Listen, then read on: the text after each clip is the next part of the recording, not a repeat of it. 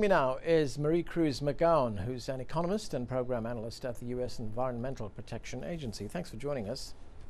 Thank you, Anand. So Thank you how for inviting serious is this crisis? I mean, there are some commentators who are saying that the United States has already passed the point of no return, that its reputation and credibility has been damaged and is now under question. Well, I am among the other Republicans and many Democrats that are optimistic that this is going to pass. And this is going to pass before August the 2nd, or if something really goes very bad, maybe, some people say, a couple of days.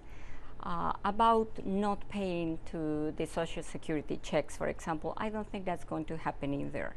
We have a trust fund. We also have the money to pay the interest to the debt. So it's not that the United States has no money when it comes to August the 2nd. It has about 66% of the money. Yeah, it doesn't have the rest. It's robbing Peter to pay Paul, exactly, isn't it? Yeah. Exactly. That's how it is. And the Treasury will have to choose who to pay. And the Treasury, of course, Mr. Geithner works for the President, and ultimately the President will have to decide or ask Timothy Geithner to decide who pays, who gets paid and who doesn't get paid. But I really don't think that's going to happen. What the Republicans are trying to do is they are trying to send the message that the problem here is not the debt ceiling, but the debt. And that's what we are trying to say. So they've basically taken the debt ceiling and they're holding it hostage to other things that they want. They don't just want to deal with debt, they want to deal with the size of government, they want to deal with the deficit, they want to deal with debt, they want to deal with various other things, that some of which has little to do with debt.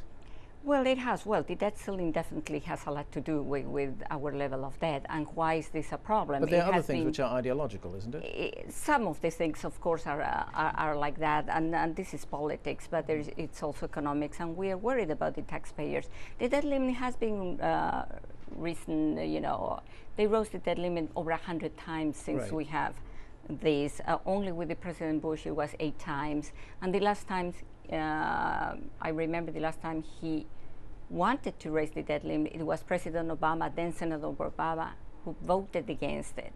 So, well, we had President Reagan, who was one of the primary advocates for small government and for reducing debt. And he raised it 17 times. Exactly. The question was not a big problem until now. The question is, why have a debt ceiling? I mean, we have Moody's, one of the big ratings agencies here in the United States, which is now saying it's time to get rid of the debt ceiling.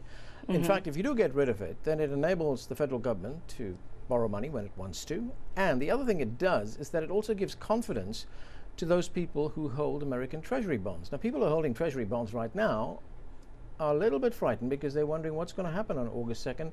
Are they going to get their money back? Well, I think they will. I am confident that they will. And not having a debt limit, I don't think it's a good idea. You already said in your examples, Chile has a very good defined debt limit and Japan doesn't have it. And Chile has a very low rate compared to the gross domestic product. On the other hand, Japan has like a 200% of debt compared to their GDP. So the facts are telling you that it is not only smart, but it's a necessity to do something like that. But it appears the danger here in the United States is that that debt ceiling, which is legal, is being used as a political weapon. I don't think so. At least partially maybe, but I don't think so. We have a serious problem of spending in Washington, D.C. And we're hearing the Tea Party say absolutely no raise in taxes. Well, then I don't consider the Tea Party part of the Republican Party, so I cannot talk for them. And by the way, for the record, I don't speak for the Environmental Protection Agency either. I'm speaking only on my own capacity. All right, we're going to have to leave it there. Thanks for joining us. You're welcome. Thank you.